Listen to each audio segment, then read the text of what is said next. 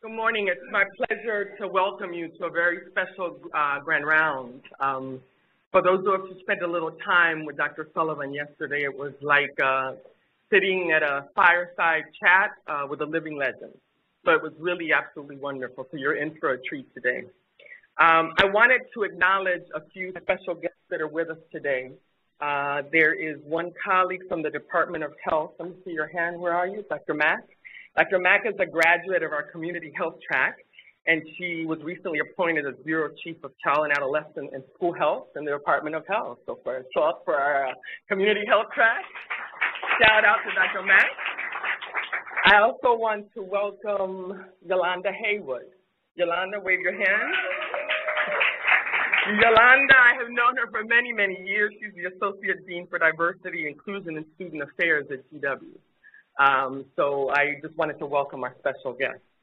I also want to give a special thanks to a few people that helped plan all of this.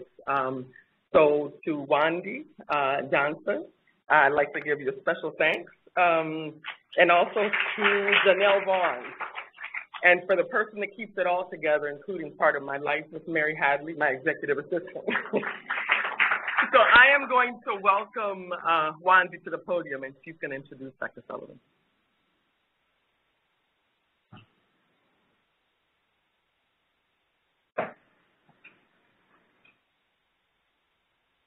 Hi, I'm Wanda Johnson with the Division of Anesthesiology, and it is my profound pleasure to get to introduce Dr. Lewis Sullivan today. So Dr. Sullivan is a former U.S. Secretary of Health and Human Services, and perhaps his biggest legacy is he's founding dean of Morehouse School of Medicine. Dr. Sullivan is a native of Georgia, and he shares an educational lineage with Dr. Martin Luther King. He was his undergrad was done at Morehouse College, where he graduated with honors, and likewise, he graduated with honors from Boston University School of Medicine. He completed his postgraduate training, doing an internship and residency at New York Hospital, Cornell Medical College, and did a clinical fellowship in pathology at MGH. Following this, he did a research fellowship in hematology at the Thorndike Memorial Laboratory of Harvard Medical School, Boston City College. He is certified in internal medicine and hematology, and last night we heard the most amazing story about how President Nixon contributed to the legacy of a national sickle cell agenda. So truly, he is a gem in his history. After completing training, he was an instructor and an assistant professor within the Harvard and Seton Hall Medical School. And in 1966, he became co-director of hematology at Boston University. A year later, he started the hematology service at Boston City College. He remained there until 1975, at which time he was tapped to be the founding dean and director of the medical education program at Morehouse College. This program went over a period of 20 years from being a two-year program to a four-year program, and it was renamed from Morehouse College School of Medicine to Morehouse School of Medicine, and it became fully accredited in 1985. Some of you will know probably one of its most famous graduates, Regina Benjamin, former Surgeon General. And also, we are lucky to have a Morehouse School of Medicine graduate here, Paula McGee, who's a second-year resident.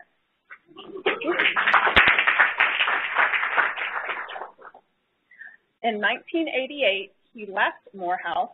1989, he temporarily left Morehouse School of Medicine when George H.W. Bush appointed him Secretary of Health and Human Services. In this position, he was responsible for managing our country's major health, welfare, food, and drug safety.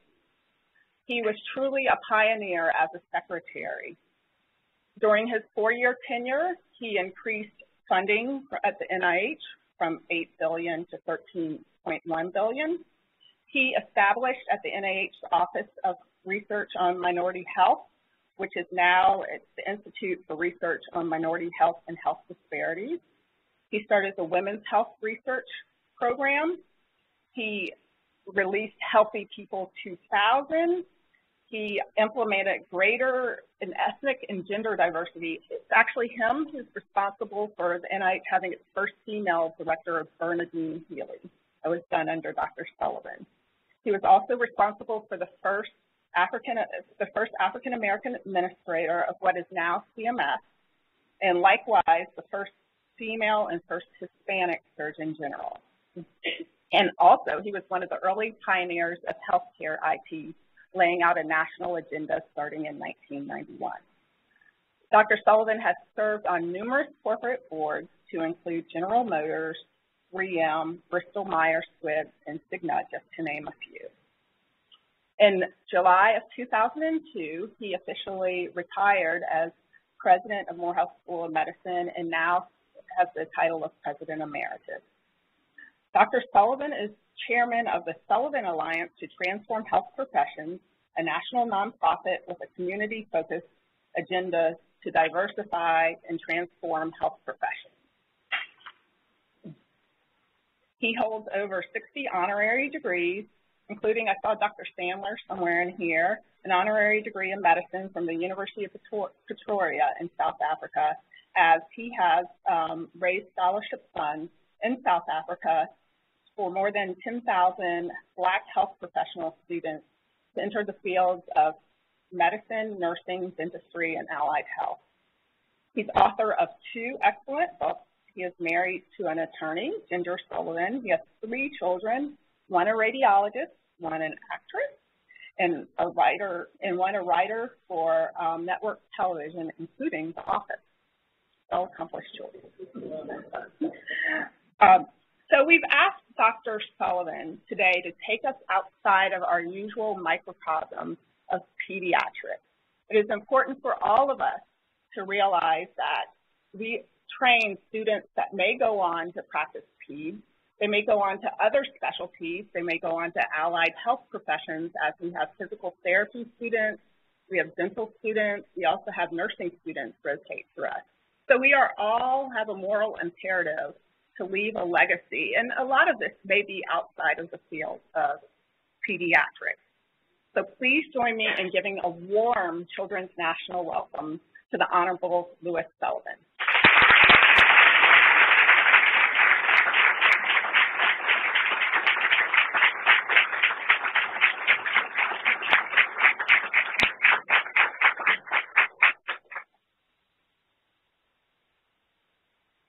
Thank you very much for that generous introduction. And let me say, for me, this is a great pleasure to be here at the Children's National Medical Center. I have passed this building a number of times over the years, and have to confess, I think this is my first time inside. You have an interesting outside, and I'm sure it's equally interesting inside. So I wanted to share perspective with you from the standpoint of where are we with our nation's health status, the healthcare system, and where should we be and where are we going? Because what I will share with you is an ongoing, I think there's you have a veterinary service here.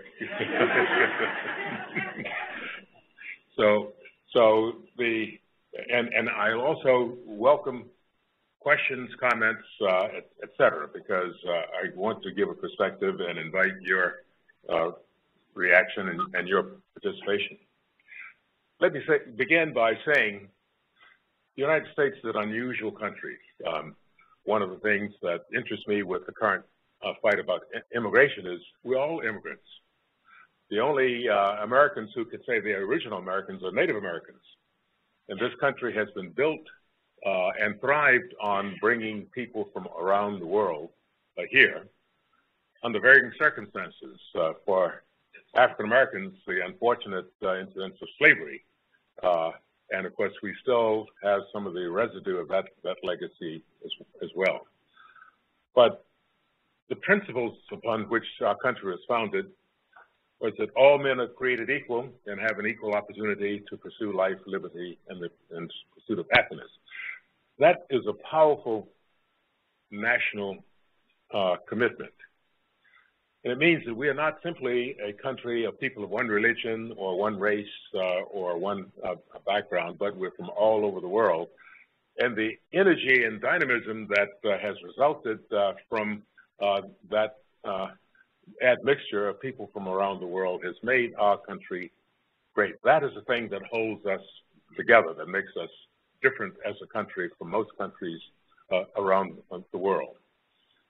Many positives, but also some challenges, and that's what I want to address today, because we have had high-minded principles from the beginning of our country, and we continue to try to live up to them.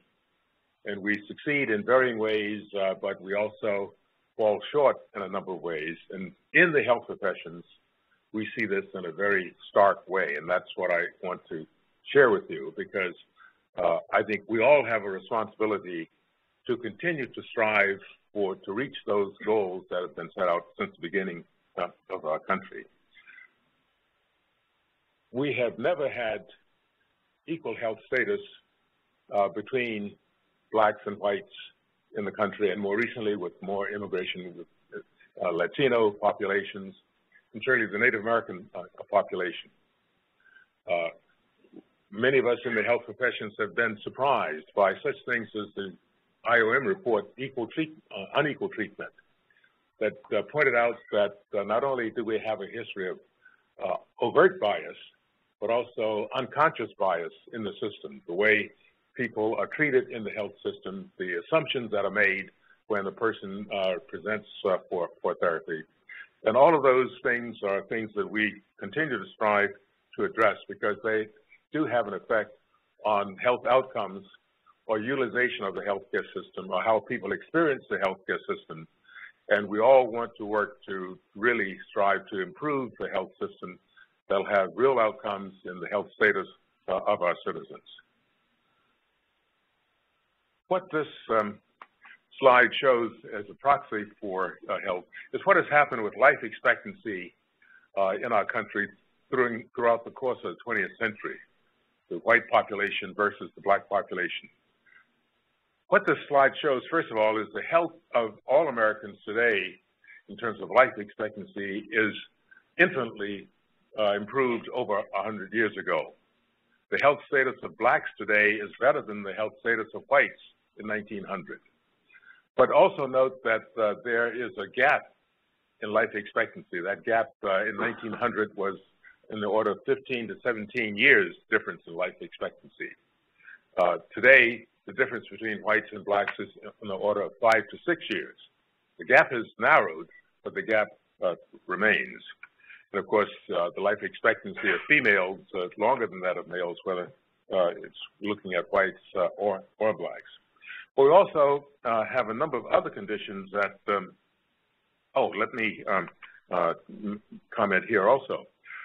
I'm sure that a number of you are aware of the recent publications with interesting observations that shown that the Latino population, interestingly enough, has a longer life expectancy, not only longer than blacks, but longer than whites. And this is called the Hispanic Paradox. The question is, why is that? For a number of reasons that have been given for that. One is, since we have significant immigrant population, this may be a younger population. Immigrant populations in general are healthier than the entire population, because the people who immigrate are the ones who are least encumbered by illness, injury, disability, et cetera. But the CDC has come forward with these data, and of course we're still trying to understand and analyze why is this, because if we can understand this better, this may give us some ways to improve the life expectancy and the health of all of us, because in contrast to the longer life expectancy, this is a group that has the highest rate of lack of insurance, as well as being encumbered by poverty. So this is one of the interesting things that this slide shows when we're looking at the life expectancy of our population. Well, this slide simply is a summary of how the diseases that are prominent causes of death among Americans have changed throughout the course of the 20th century. In the early part of the 20th century, infectious diseases played a much more prominent role in terms of illness and death, with such things as smallpox, other childhood communicable diseases, pneumonia, tuberculosis, poor nutrition, etc. The Heckler Report, of which we're celebrating the 30th anniversary this year, pointed out that over the course of the 20th century, with improvements with, first of all, sulfonamides and antibiotics, vaccine development, improved public health measures, infectious diseases, while still with us, are much less prominent as major causes of death in our society. We now have more chronic diseases that have come forward, such as heart disease, cancer, and other conditions that are causes of death. And the latest report from the CDC reaffirms what the Heckler Report showed in 1985. The Heckler Report, I would add, was a report called Black and Minority Health. It was a committee appointed by Secretary Margaret Heckler in 1983 to look at the health status of Blacks and other minorities. The chair of that committee was Dr. Thomas Malone, who was then Deputy Director of the National Institutes of Health. That report, released in August of 1985, pointed out in graphic detail the disparate health status between Blacks and whites in the country. And a number of things occurred as a result of that report. One of the most significant was the creation of the Office for Minority Health in the Secretary's office. A number of people have held that.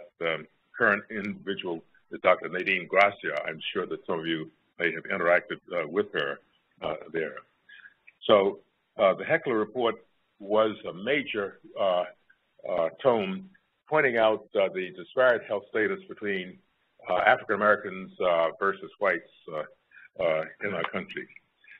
But this issue is not new, and these are simply reports over the years that pointed out various problems with the poorer health status of Blacks versus whites in the country. Most of the data I will be referring to refers to the Black community, because up through the 60s and 70s, those were the two major groups. We now have a much more diverse nation, with the Latino population now being the largest minority. Many people from elsewhere around the world, Eastern Europe, Africa, South America, who were less prominent in the health statistics of 50 years ago or more. But the first report was by the sociologist W.B. Du Bois, The Health and Physique of the Negro American. He pointed out the higher rates of diseases such as consumption or tuberculosis and the poorer health status of Blacks, and he pointed out the bias in the system.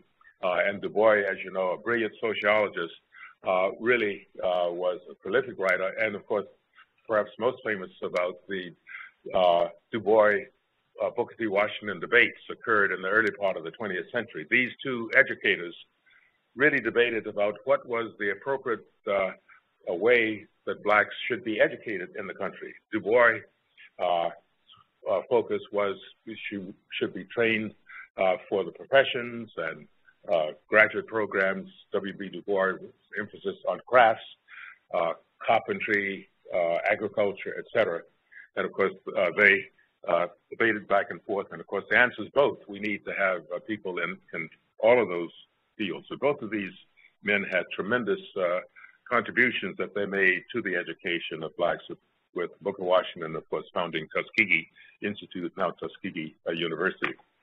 The report, the second report, is one that was from the Association of Minority Health Profession Schools. This report was presented to Secretary Heckler in March of 1983. The title was Blacks in the Health Professions in the 80s, a National Crisis and a Time for Action. This report from the association, which was at that time composed of representatives from Meharry School of Medicine, Morehouse School of Medicine, Tuskegee Veterinary Medical School, and Xavier School of Pharmacy. This report pointed out the shortage of Blacks in the health professions and urged more action should be taken. This was during the time that we had tremendous expansion of medical education in the country. Beginning in 1956 with the opening of Einstein School of Medicine and Seton Hall School of Medicine, 47 new medical schools occurred between 1956 and 1981. Prior to that time, in the early 50s, approximately 200 black students were admitted to all of the nation's medical schools around the country.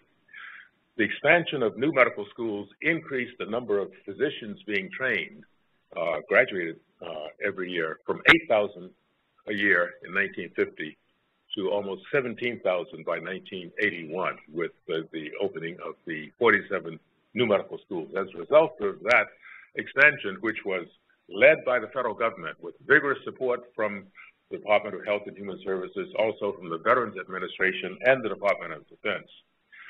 So we doubled the number of people being admitted to medical school and graduating. But the number of black students increased from approximately 200 per year in the whole country to about 800 per year by 1980. It has now increased to around 1,400 black students.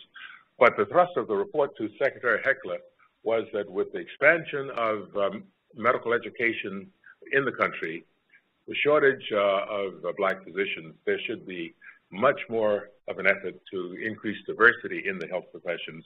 It was on the basis of that report that Secretary Heckler formed the committee that I referred to, chaired by Tom Malone, that issued then the Heckler Report, the third publication of Black and Minority Health. That report had a profound impact, and some of you may have participated, I believe back in June of this year, on Capitol Hill, there was a celebration of the 30th anniversary of the Heckler Report, with Secretary Heckler being present there, and a number of other individuals. One of them was Congressman Louis Stokes, whom I'm sure many of you know, who was a tremendous congressman focused on issues of minority health, and because of his work, a number of programs were supported and a number of institutions were helped. And of course, I know that Howard University has a library named in Congressman Stokes' honor, and the National Institutes of Health has a building on its campus in his honor, and a number of other buildings in Cleveland, his base, et cetera. And we lost Congressman Stokes this summer, just about 2 months ago, but he was a great congressman, along with others, in addressing this. Unequal treatment is shown on the far right, major contribution from the Institute of Medicine on the issue of bias. And the first on the bottom shelf, and that'll be the last I'll refer to, is this was the report of the commission that I chaired that was supported by the Kellogg Foundation, the Sullivan Commission, where we looked at what progress or lack of progress there had been in increasing diversity in the health professions, and pointed out that we had really stalled during the decade of the 90s, and we needed to find ways to increase diversity within the health professions, and also the rationale for diversity. Why is diversity important? And we'll come back to that later. Annually, the Health Resources and Services Administration surveys the health status of Americans and access to health care. And you'll see that in their most recent report, they emphasize that continued efforts are needed on preventive services and access to care. This is certainly important for institutions such as the Children's National Medical Center, because pediatricians play a very acute role in determining the long-term health of their patients. What they are as adults depends upon what happens to them as children.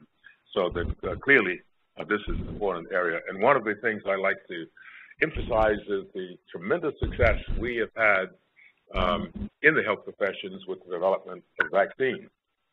I happen to be at the age where I took care of patients with paralytic polio in the mid-50s as a medical student.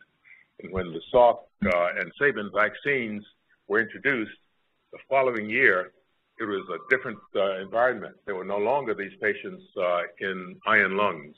And it was a very dramatic show of the power of vaccines. So that, and of course, as you know, polio was eliminated from the Western Hemisphere by 1972, and we are close. Have been working to see that polio is eliminated from the world, and that is a great example of cooperation between the health professions and the private sector. Rotary International is supporting that effort, and the reasons that we still have pockets of polio in such places as northern Nigeria and Pakistan is really political or other social instability or misunderstanding that prevents the complete access to vaccines for children. So we've made a lot of progress, but we still need more progress in other areas. What this slide is designed to show is that when we look at certain chronic diseases, which are now becoming much more prominent among the pantheon of conditions afflicting us, that different ethnic groups have differing incidence of conditions such as diabetes, with the highest incidence here among our Native American population, but also the African American and Hispanic populations having significant incidence of diabetes. But beyond that, the effectiveness of treatment or management or control of diabetes varies significantly among various groups. You see that 2/3 of the admissions to hospitals for uncontrolled diabetes in the year 2010 was highest among the African American population, whereas very low among the Asian population or for Native Hawaiians or other Pacific Islanders. So we have these variations in how people experience the healthcare system and how effectively they are served by it.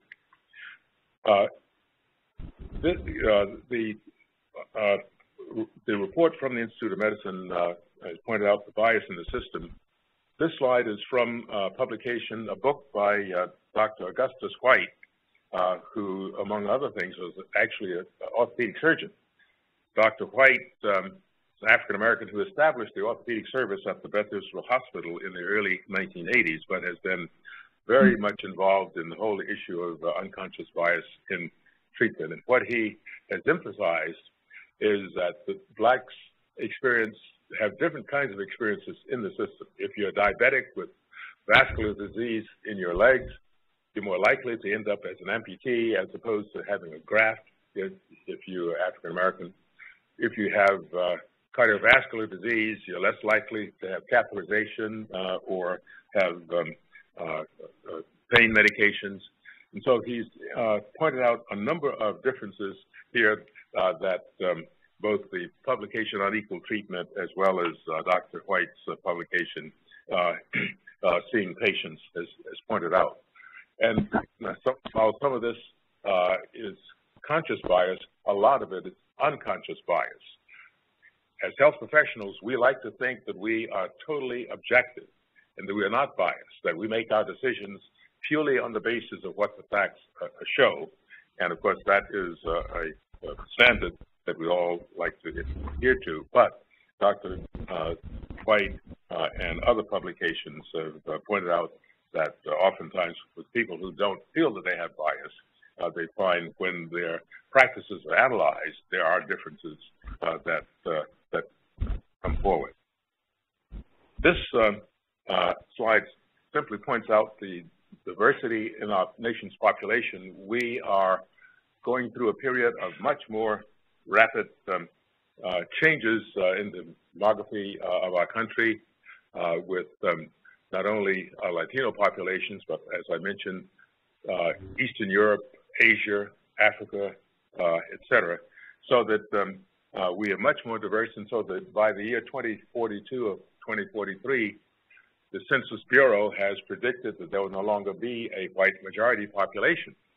Even more recently, it pointed out that in around the year 2080, that our Asian population will be quite substantial here in the country. So we are undergoing that kind of change, but we're also becoming older as a country. So that is another reason that the diseases that are important, such as Alzheimer's, arthritis, heart disease, cancer, et cetera, are significant. But what the report from Congresswoman committee has shown, and she's now chairman of the Health Committee of the Congressional Black Caucus, points out that when we look at the bottom part of the slide to see what percentage of our health professionals come from the Latino population, the African American population, the Native American population, that in spite of the fact that these groups are 1/3 of Americans, roughly 34, 35%, we look at the health professions, we see only 17% of nurses, so almost not quite 10% of dentists, and about 9% of doctors come from these population groups. So that is in striking contrast. And what this slide shows is what I mentioned before. The number of medical schools, the number of African Americans graduating from U.S. medical schools starting in 1950 up until 2010. Note that in the early 70s, as a result of the civil rights activities during the 50s, 60s, 70s, we did see an upswing in the number of African Americans graduating. But then since the late 70s, the rate of progress has slowed. And the most recent report on this that many of you, I'm sure, have heard was from the Association of American Medical Colleges in August of this year. They reported that the number of African American males admitted to medical school for this year is 25 fewer than in 1978.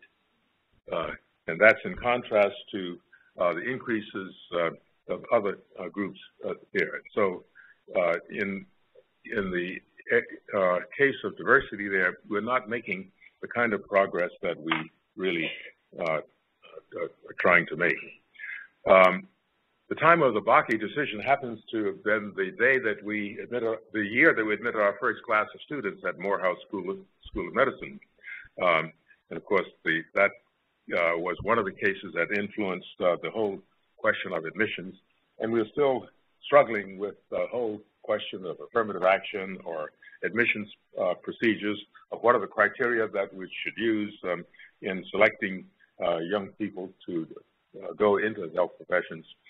And I often say that being a health professional to be successful means having both a body of knowledge so that you have the scientific or biological information that you can elicit from the patient, synthesize it into a diagnosis and then a therapeutic plan. All of that is important. But if you're not effective in communicating with the patient so the patient understands what you're saying, trusts what you're saying, can integrate what you are recommending into their life, if you are not effective with that, that will not result in the level of successful outcomes that we want. So that really addresses what is now commonly referred to as cultural competence. That is, having health professionals who understand the history, the value system, the lifestyle of the patient, so that they can integrate their health or medical information with that, so that the patient gets a clearer understanding of what is going on with him or herself or their children, and what are the strategies to address it. And it includes understanding the financial circumstances of the patient. Because so often we will give a prescription to a patient that is beyond their financial means, particularly if they don't have insurance. That prescription ends up in a wastebasket when the physician feels that he or she has really provided good care for the patient. This is simply a personal commercial, actually. This is the history of the Morehouse School of Medicine.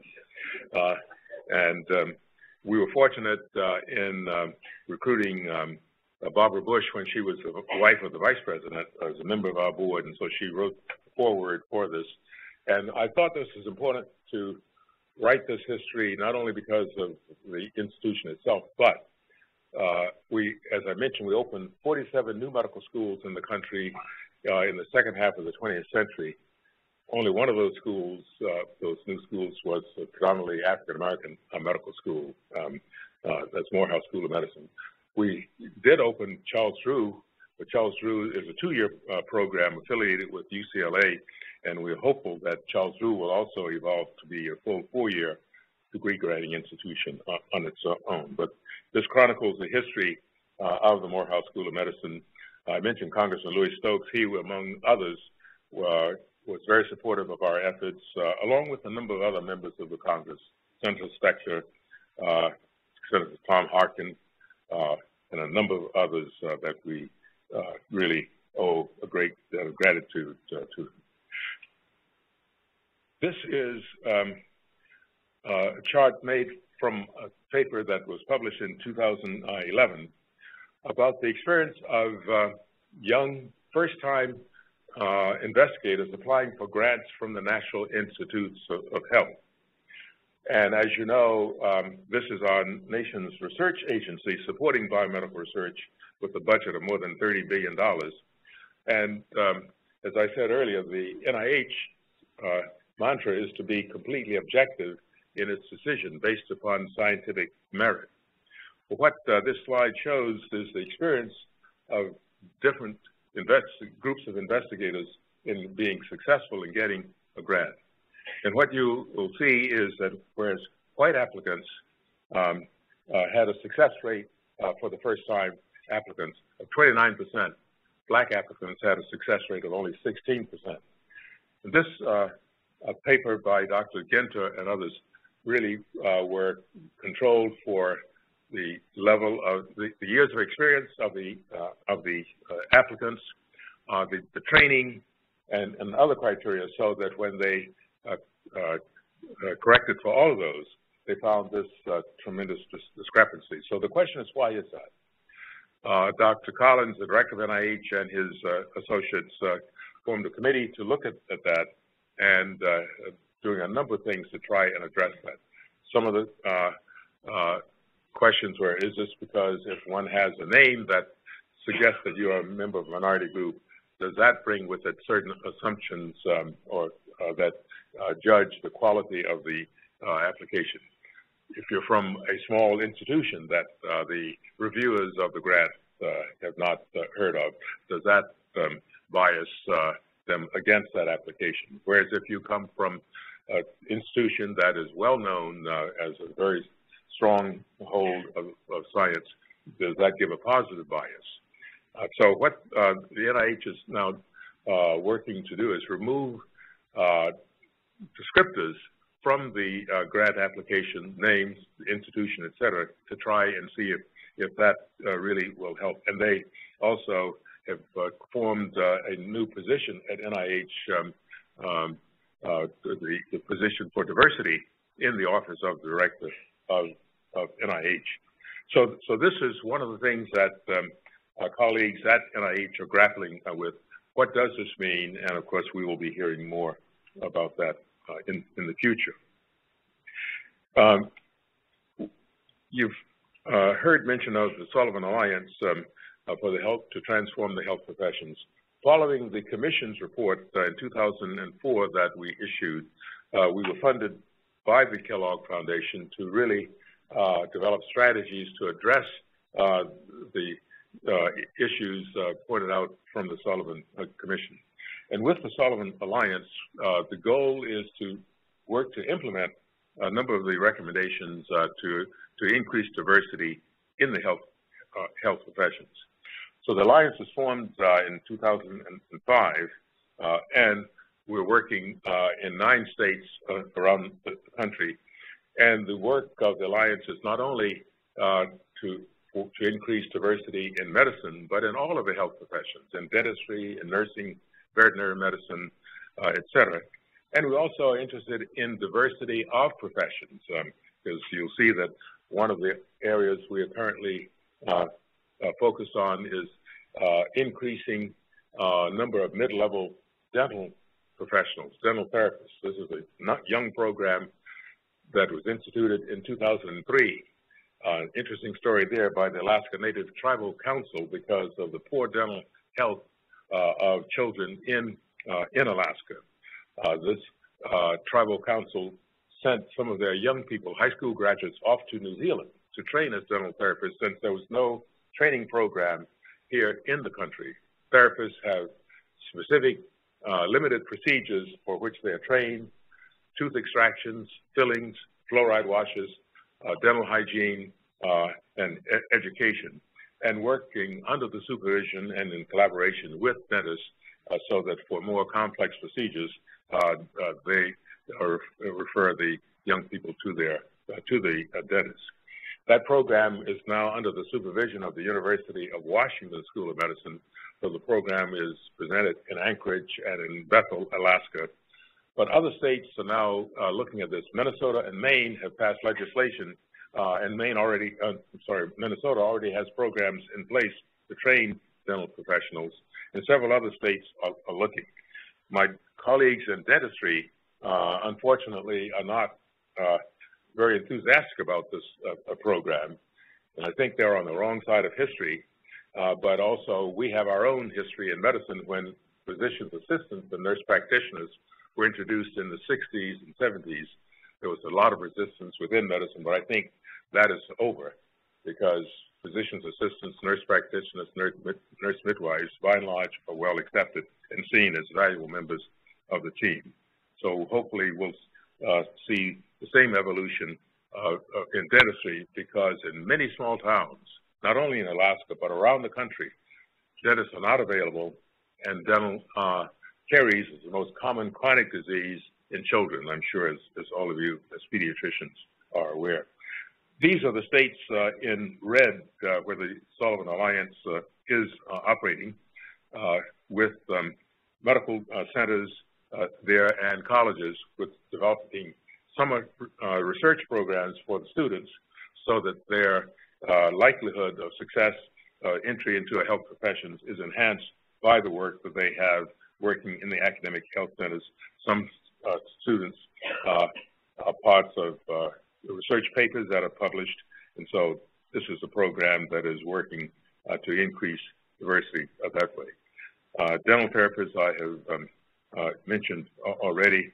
I was in Alaska a year ago for the graduation ceremony for the dental therapists there, and these young people are committed to return to their villages. They're selected by village councils, so the elders, interestingly enough, with the commitment that once they complete the 2 years of training, they will return to their village to provide dental therapy.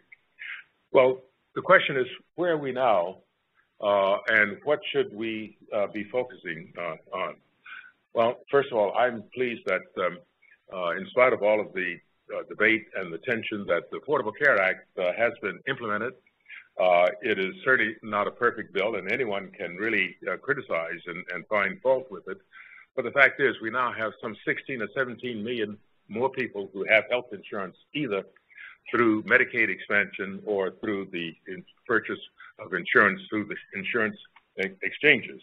And so we still have more to do there, but removing financial barrier to care is an important part of improving the health of our citizens.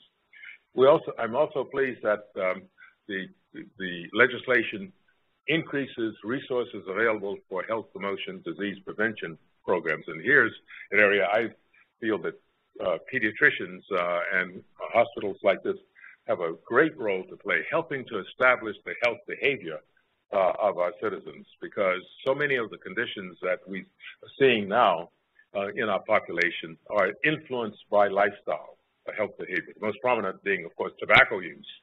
Tobacco use has diminished from almost half of people smoking prior to the report of the Surgeon General in 1964 to now less than 20%. But we still have almost 1 in 5 Americans smoking, and tobacco remains the #1 preventable cause of death. But we also have a rising tide of diabetes and obesity, with other conditions accompanying that, such as heart disease, stroke, high blood pressure, et cetera. So one of the challenges we have is to engage our citizens much more in helping to manage and plan their own health and have healthy lifestyles, not smoking, proper diets, exercise, vaccinations against communicable diseases, et cetera. And diversity, we have already talked about that. We need to have more diversity. We also have a system that really does have too much waste in it. Duplicate testing, unnecessary tests, outright fraud in the system, so that CMS has estimated that perhaps 20 to 25% of the dollars spent in our healthcare system, which is now about $2.5 trillion, 25% of that is wasted through one of these mechanisms. If we could find ways to reduce that, we could expand healthcare to all of the population without increasing the dollars spent. So we really have to address that. Also, in the health system, unfortunately, we are caught in ideological battles. One of the most prominent, of course, being the whole question of abortion and all the hearings that are up on Capitol Hill right now. So that, as well as the malpractice problem in medicine, I feel are things that we need to work to try and minimize. And one of the things that we proposed when I was secretary is developing a no-fault malpractice system. Malpractice does occur, probably less common than thought, but we should have a system so it should not be an adversarial process if someone has been injured by an error of care, and sometimes even when there's no obvious error, there may be an adverse outcome. Well, if we had expert panels to evaluate those and provide appropriate payment and care, that would take a lot of dollars out of the system that are now going into lawyers' pockets, and also unnecessary tests done by health professionals or by hospitals, not because they feel that they're needed, but they are defensive medicine in case there should be an adverse outcome. I'm also concerned that we have had tremendous success in our science and our technology, and we have technology that we never dreamed of in previous years. We also must be sure that we don't become slaves to technology. We need to remember that the healthcare really is a science-based profession, but it really works in a social setting. So the professionalism and the ethics and the communication between the health professional and the patient really is an important factor in the system, so that we mustn't feel that simply being completely dependent upon technological advances really is the thing. Also, with our increased ability to do a number of things, we also have to also always raise the question, is this ethical, and really review all of those things. And finally, preserving humanism in the health professions. I don't know if you have this here, but I'm familiar with a number of hospitals or health profession schools that have music groups. Interestingly enough, among, I know at Cornell, they found that some 25% of their students had some formal medical training. There's now a Cornell Juilliard music program there, which, and they do all kinds of interesting things, not only to be refreshing among themselves, but they sing in the atrium of the hospital or in the psychiatric ward, et cetera. I know the Cedars-Sinai Hospital was noted for having prominent art in the corridors of the hospital that the patients enjoyed. So clearly that is important because the spirit of our patients is important to their optimism. People who are optimistic are more likely to have good outcomes. So it really is both science and humanism that is important. And this is simply another commercial about breaking ground that was published. I was pleased that it received the NAACP Image Award, as well as was a finalist in the Phyllis Wheatley Book Award in New York. And in my own state of Georgia, we have an organization called the Georgia Center for the Book. This summer, they declared that this book was one of 10 that all Georgians should read. So if I were in Georgia, I would say, well, out of fear of being approached by the Georgia Center for the Book, you should go ahead and read it. But our Sullivan Alliance operates really right out of the metropolitan Washington area, right here in Alexandria. And we are continuing to work to increase diversity in the health professions for the reasons that I've given. So let me stop here, and if there are questions or comments, I'd be pleased to respond to them.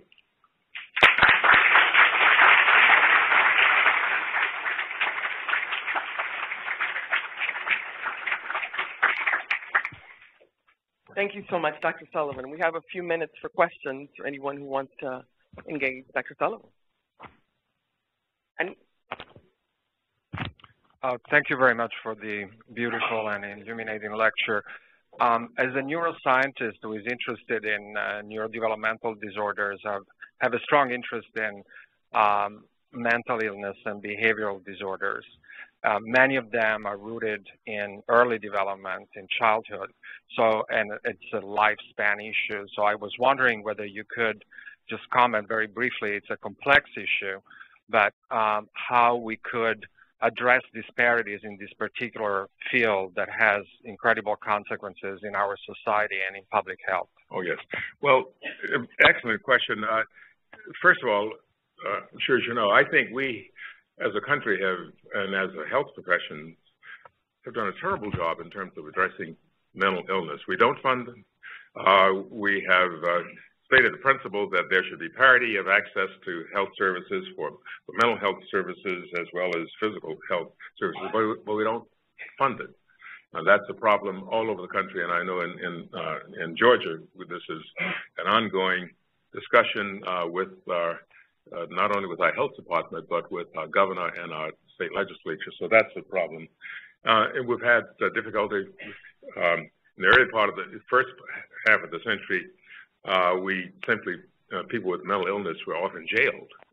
And so one of the largest mental health institutions in Georgia was the state penitentiary. Now, and then when we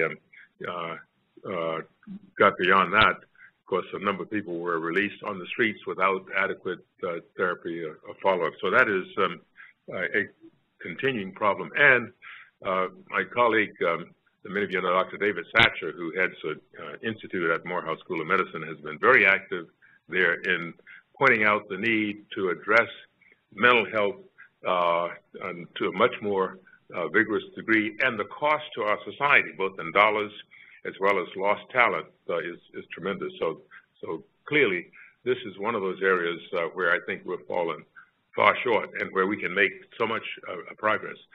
One of the problems that I think we have is it's always difficult to convince decision makers, whether they are legislators or foundation heads or corporate heads, of the dollars that one would save by investing.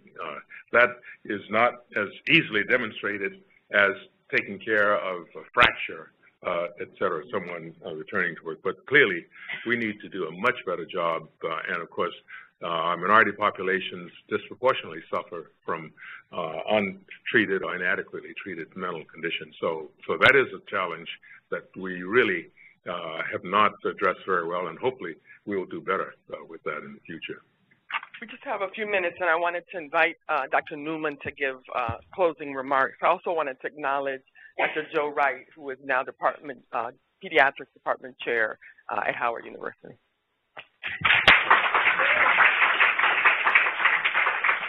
Well, thank you, Dr. Sullivan. You know, I think that's the title that he feels most proud of. Maybe it's being Secretary of Health and Human Services, and certainly the founding president and now President Emeritus of Morehouse College. What a tremendous legacy. But what I found is even more is the leadership, the moral authority with which he speaks. And on the behalf of our kids and families, our doctors, nurses, our colleagues from the District of Columbia, Dr. Mack, Dr. Haywood from George Washington, Joe Wright from Howard University.